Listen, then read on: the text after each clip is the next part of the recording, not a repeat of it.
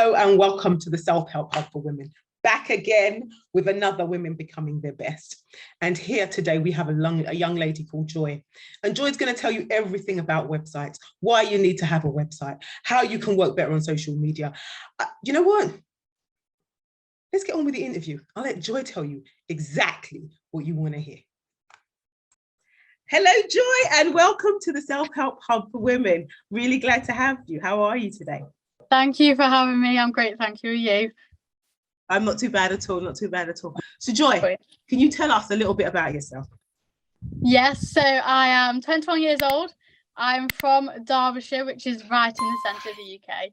And I have an accredited diploma in internet marketing. I got this a couple of years ago, and from that I have created my own business, which is JM Digital Online Services. And I provide services like building websites, social media creation, all that kind of thing, everything to grow your business online. And I actually now teach that same diploma, which I sat 2 years ago on behalf of the Internet Business School. Wow. What got you into digital marketing, Joy? Honestly, I had no idea what I wanted to do. And my dad took me to this diploma and I thought, right, I'll see if I can make something out of it. And you learn absolutely everything you could imagine online. And I just thought, right, I'll give websites a shot. And I spent about a year properly trying to get into websites. I mean, it took me about 3 months to build my first one. But yeah, I really put myself into it. And then it just clicked and I just enjoy it now. So I decided to continue doing it. Like, could you tell my subscribers who have started their own little businesses why it's so important to have a website? What's so important about having a website? Yeah, so you really need to just put yourself in your customer's shoes, really. So pretend that you're going to buy or use a product service of whatever your business is and what you would do first. So if someone says a business name to me, the first thing I'm most likely to do is Google it. And what you want to do is be able to control what people see on Google about yourself. So this is where a website comes in. It's super important that you control what's put out there about you. So if you've got a website out there, people Google you, they can click on it and see all the information about you and everything you want to portray they can see. Whereas if you don't have a website, when people Google you, basically your competitor's most likely to come up. So they're more likely to click on your competitor and you lose the business if you don't have your website out there. So it's super important to have a website. It gets you to the top of Google. People are more likely to find you. And some people don't like talking to people face to face. So having a website with all the information on that they could need or, you know, answers to their questions is great because people who don't like social interaction can use that website to find out information about you. It also makes the organization look professional, more reliable because you're out there. People who don't have websites, it doesn't look as professional. If people can't find you online, it looks a bit more like a scam than people who have got a website. So it gives that organization look, feel and everything like that. And also it can save you time because you could be on the phone all day answering people's questions. Where if you've got a website with the answers on, then you don't have to be on the phone all day. People can find the answers on the website, which saves you time. So websites are super important for businesses. Okay, and like when you talk about, because I know you do websites and you do social media. So when you talk about social media, why is it so important for people to be using social media? And what do they post on social media? What kind of things do you want people to see on social media?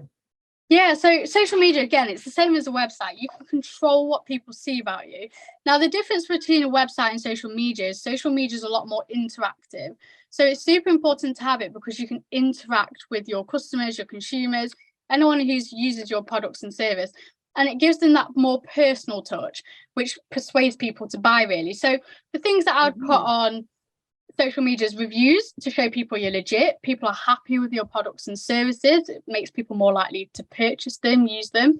Befores and afters, especially if you do like, I don't know, gardening or beauty, or people who have come from a distressed background and you've done therapy with them, befores and afters, that kind of thing. It's a great way because consumers can see that what you do really works or it's got a great impact at the end of it. So befores and afters are great. Behind the scenes, people like to see the more raw side, not the perfect side. So behind the scenes of things that you do, day-to-day life, because Instagram, for example, is a very perfect platform and it's kind of moving away from that now. It's more people want to see people's day-to-day life, that kind of thing. So it's great to get behind the scenes and the raw content. Videos, they're a great thing as well to post online at the minute. Images, tutorials, days in the life. So there's so much stuff you can post on social media. Okay, fantastic, absolutely fantastic. And how do you use, what other ways? Are there other ways they can use to engage with their social media posts? Yeah, so there's so many ways to increase engagement. So one thing is tagging your location, for example. So let's say you're posting a picture, I don't know, a self-care routine, just to show people how they can care for themselves. Let's say you're in the bathroom doing it. You don't leave it empty. You need to tag something. So you could tag like the spa. Even if you're not at the spa, just tag a location, because this boosts engagement by up to 79%. Wow. So if you tag a location on every single post, whether you're there or not, it doesn't matter. It'll boost the engagement. So that's a great way to do it. Also tagging friends and colleagues and brands in your pictures, that just increases visibility. So not exactly engagement, but your post is more likely to go on the explore page or the feed where more people can see it. So more people are likely to see you, which could boost engagement, but it's mainly visibility. If you use consistent filters, I would say, even though Instagram's moving away from being perfect, if it looks aesthetically pleasing to the eye, people who are just browsing your page are more likely to follow you. This is on Facebook and Instagram. So filters are a great way to just be consistent with your posts. And emojis as well, if you put them on the end of captions, they usually say on Facebook, if you respond to a comment with more than 3 words and an emoji, the ranking on Facebook is more likely to go to the top of people's feeds if you use that amount of text. And the final thing is hashtags. Hashtags, they're a great way to gain exposure, because if you put a hashtag on a post, if anyone searches that hashtag, your post is going to come up in it. So it probably boosts your post by about 12-13%, but it's a great, free, easy way to boost engagement.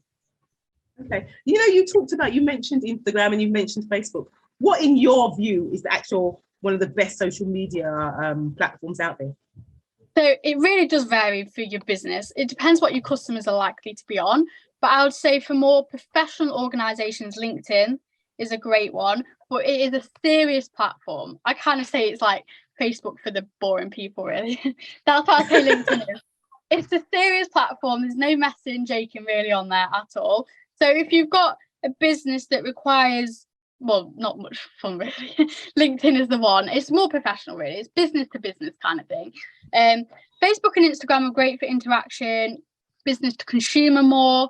And Twitter's a great one if you really want to interact with your customers. Now, Twitter is a bit of a, up and down one, because you can get a lot of hate on Twitter because people can tweet, and that's the whole point. Where most people leave their reviews or tweet companies if they've got an issue. But if you handle Twitter the right way, it can really benefit you. But personally, Facebook and Instagram are the biggest growing ones at the moment, and TikTok, if you've got the time to be making videos, TikTok is the one that's growing the most. But you can also use those videos on Instagram and Facebook, so you can put them across the whole platforms. But I wouldn't have more than 3 socials per business, just unless you've got enough money for someone to handle all of them. Then if you're just doing it yourself, I probably wouldn't focus on any more than 3 platforms. Okay, well, thank you, Joy, so much for that information. That's been so helpful. I mean, I've learned a lot today myself. So, Joy, if my subscribers want to get in contact with you, where can they get you? So I have a website, of course, which is digitalonlineservices.co.uk, or you can drop me an email, which is info@digitalonlineservices.co.uk. And then there's more contact details on there as well if needed. Okay. And all that information will be in the description box below underneath this video.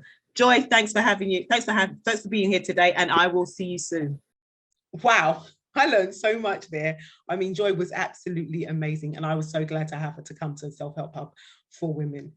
So you know what, all Joy's details are going to be in the detail box below.